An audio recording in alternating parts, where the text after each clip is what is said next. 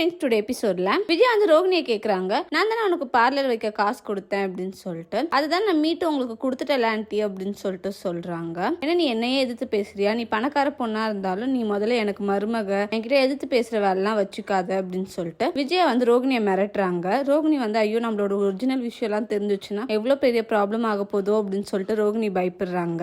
செல்வம் வந்து முத்துவை வந்து அந்த கார் ஷெட்டுக்கு கூப்பிட்டு வராரு. அந்த காரை ஓட்டி பாரு அப்படின்னு சொல்லிட்டு சொல்றாங்க. முத்துவும் ஓட்டி பார்த்துட்டு கார்ல பெர்ஃபெக்டா தான் இருக்கு அப்படின்னு சொல்லிட்டு சொல்றாரு. என்கிட்ட மட்டும் காசு இருந்துச்சுன்னா நானே காரை வாங்கிடுவேன் அப்படின்னு சொல்லிட்டு சொல்றாரு. அதை கேட்டு மீனா வந்து ஹாப்பி ஆயிடுறாங்க.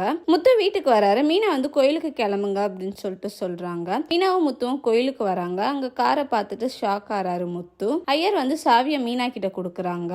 அப்பதான் செல்வம் சொல்றாரு, மீனா வந்து உனக்காக கிஃப்ட் வாங்கியிருக்காங்க காரை அப்படின்னு சொல்லிட்டு. முத்து வந்து ரொம்ப சந்தோஷப்படுறாரு. மீனாவோட கையை வந்து பிடிச்சிக்கிறாரு. முத்து வந்து கார் ஓட்ட ஸ்டார்ட் பண்றாரு. அப்ப மீனா வந்து முத்துவோட கையை பிடிச்சிக்கிறாங்க. தேங்க்யூ.